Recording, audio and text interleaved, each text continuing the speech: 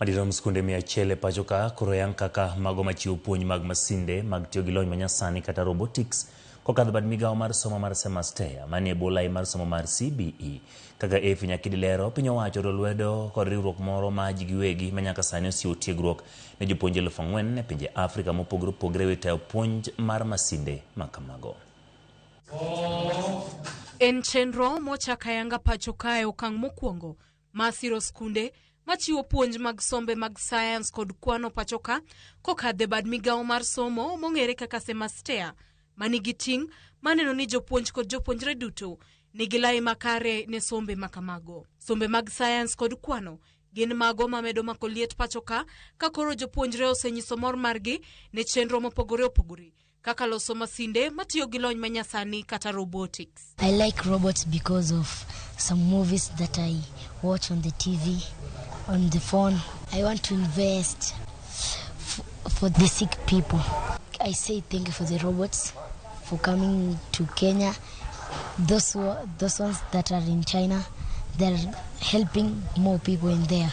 Nyakasani, piny owacho osefwenyo skunde moko 103 makoro chiwo puonj ne sombe mag science kod kwano mabad migawo ma semester osechwalo paro machiwe tiegruok kaka inyalo losi kendo tiyo gi masine matiyo gi lony manyasani. E skunde moko gisenyalo keto e tim parono kanok mar omenda osethiro chenro no e skunde mamoko. The very poor in the society are discriminated. They do not have their disadvantage. They do not have the capacity to access.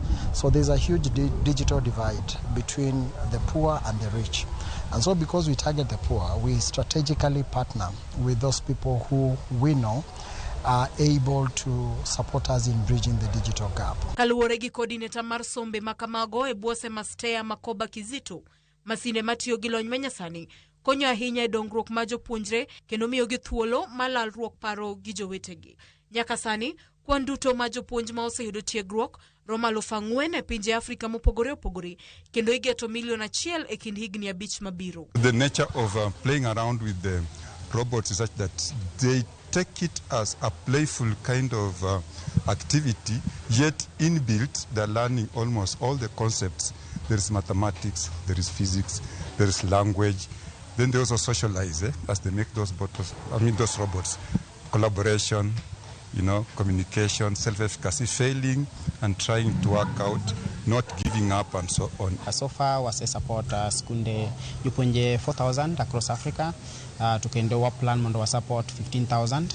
Wadwani wa support in the next 5 years wadwani wa support jopuonje matimo STEM education in Africa. 1 million. Kaluwore ni madikala tamalo 60 ma jopuonjre sani oseyiero lai mar STEM moting'o sombe science gi kwano. Dwaro nitie mar medo siro skunde kod jopuonjre maonge nyalo maneno ni giyudo thuolo marom kaka jowetegi. Ma wachore bende ni biro konyo tego lai mar CBE. A lot of initiatives, a lot of assignments in the CBE space are tech driven, and so we want to ensure that a child, because they are poor, are not disadvantaged, that they are not able to access, and so that there's a sustainability, they're in a space of sustainability by the teachers being equipped, so that we are able to ensure that they also become competitive. Efi Nyakidilero, Ramogi TV, Nairobi.